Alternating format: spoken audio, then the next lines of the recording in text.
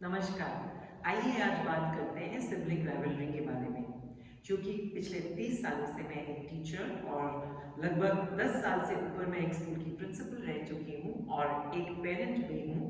मैं एक parenting educator हूँ और अक्सर स्कूल में पेरेंट्स आकर मुझसे सिबलिंग राइवलरी के बारे में बहुत सारी सलाह मांगते हैं। दूसरा, किंडरगार्टन में जब बच्चे स्कूल आते हैं तो हम देखते हैं पहले साल तो बच्चा बहुत खुश था, लेकिन अगले साल में ही अचानक बहुत उदास और मायूस लगने लगता है।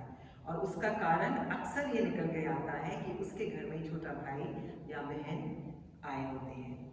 तो ये हमें समझना ज़रूरी है कि सिबलिंग राइवलरी नेचुरल है। जैसे कि जब एक माँ बाप के घर में एक बच्चा आता है तो हमारी मैटरनल इंस्टिंक्ट को जगाने में और जागने में थोड़ा समय लगता है, या पैटर्नल इंस्टिंक्ट को भी जगाने में थोड़ा टाइम लगता है।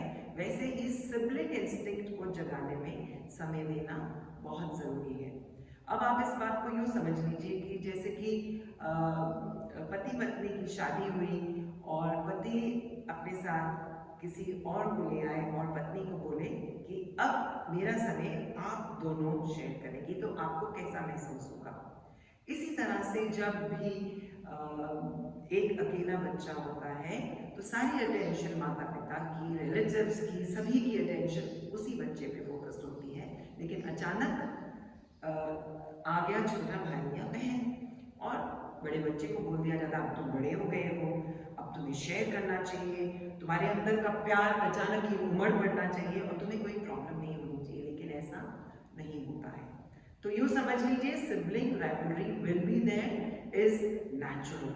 सो अब हमने करना क्या है सिबलिंग राइवलरी को मैनेज करना, या सिबलिंग राइवलरी को एक पॉजिटिव डायरेक्शन में लेके चलने के लिए हमें करना क्या है एज पेरेंट्स, इसके बारे में हम बात करते हैं। तो मान लीजिए कि सिबलिंग राइवलरी की शुरुआत किस तरह से होती है। हम पेरेंट्स ही बच्चों पे लेबल्स देने से बाज नहीं आते। हम कह देते हैं ये आइए मिलिए, ये मेरा smart, this is a smart one, या this is a studious one. तो जैसे ही आपने एक बच्चे को ये लेबल दे दिया तो दूसरे को तो ये समझ ही गया ना कि मैं स्मार्ट नहीं हूँ या मैं स्टूडियस नहीं हूँ। तो इसी तरह से बच्चों को आपस में फर्क महसूस होना शुरू हो जाता है। तो क्यों ना हम फैमिलीज में ये लेबल्स देने की जगह हम पॉजिटिव एट्रीब्यूट्स की बात करें, टीम वर्क या लविंग या कोलैबोरेशन, इन चीज़ों के बारे में बात करेंगे। तो अगर हम इन चीज़ों पे अपना चेयर और हैप्पीनेस को शिफ्ट करेंगे, फोकस जिस चीज़ पे रखेंगे, बच्चे वही एट्रीब्यूट्स को ज़्यादा अच्छी तरह से सीख जाते हैं। दूसरी चीज़, जिस समय एक भाई या बहन नया आ गया एक बच्चे का, तो उस समय याद रखिए कि सारा समय आप फैमिली चारों या इकट्ठे मिलकर मत बताइए।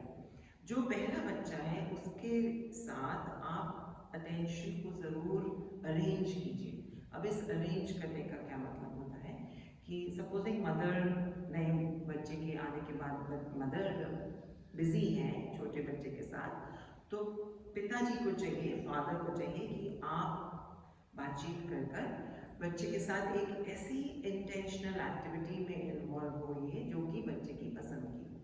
अभी इंटेंशनल का क्या मतलब है?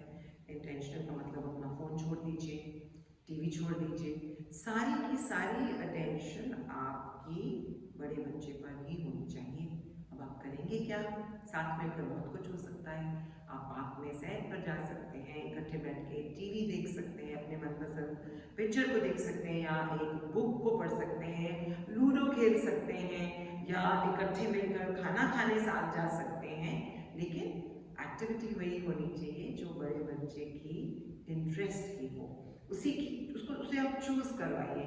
तो उस समय बच्चे को ये महसूस होगा कि ये एक्टिविटी मेरे लिए है और पिता की सारी अटेंशन भी केवल मेरे साथ ही है। याद रखिए, it's okay sometimes not to share, every time you don't want to share attention or your things, and it's absolutely natural and one must accept it as a parent. तीसरी चीज, ये सिबलिंग राइवलरी में problem ये है कि जब बच्चों को एक आपस में कंपेटिटिव फीलिंग होनी शुरू हो जाती है, तो उनको उन फीलिंग्स को एक्सप्रेस करने का मौका नहीं दिया जाता और उनको उसको सही तरीके से एक्सप्रेस करना आता भी नहीं है। इसी वजह से सिचुएशन ज़्यादा बिगड़ जाती है और हर आपस में फिर हम जज करना शुरू कर देते हैं बच्चों को कि बड़ा हो गया है, शेयर नहीं कर सकता है, तो बच्चा सेल्फिश हो रहा है वगैरह वगैरह। लेकिन हमने करना क्या है, अगर बात करते करते आप देखें कि भाई बहन में थोड़ी आर्ग्यूमेंट शुरू हो गई है, तो आपने क्या करना है, you have to prepare for piece.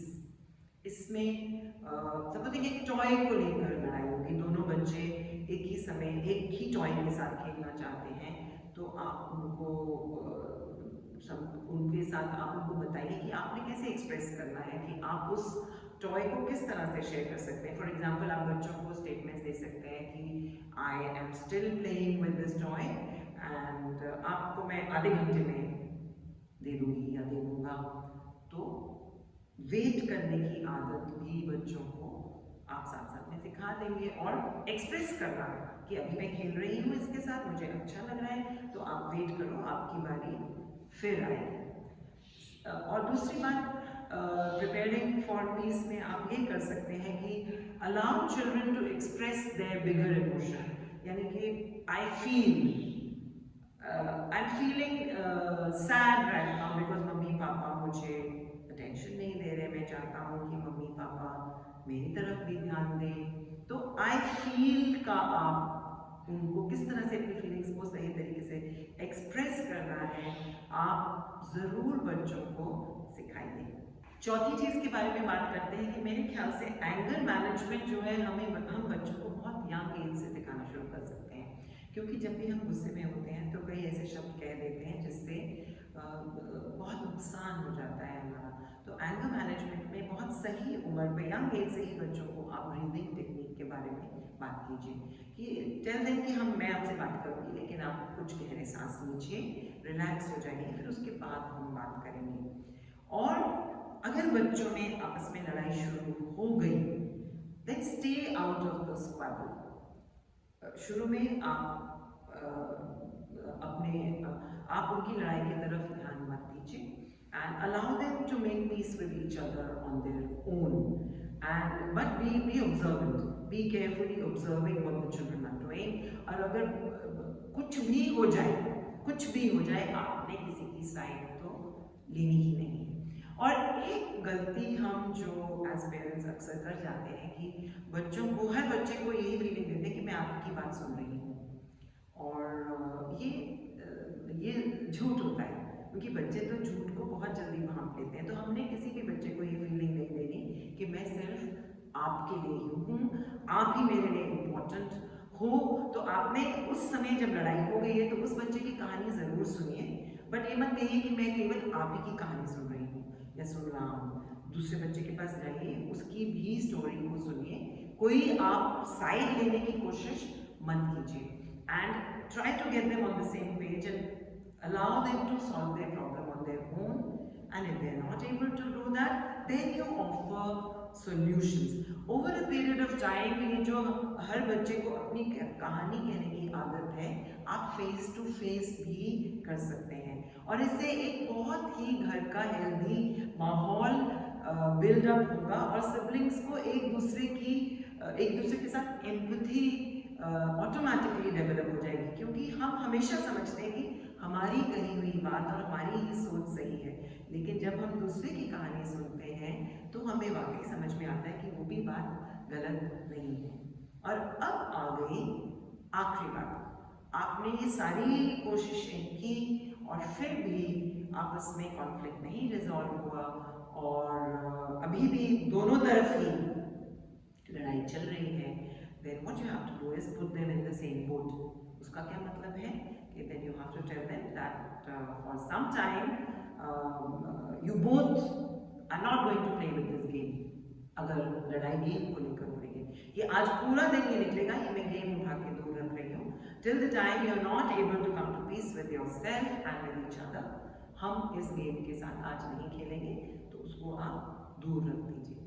तो इस तरह से अगर हम बच्चों के साथ डील करेंगे and allow them to express and reason out over a period of time, children will be able to not only develop empathy with each other, and we give them the right direction to take the sibling from sibling rivalry to sibling love, sharing, empathy,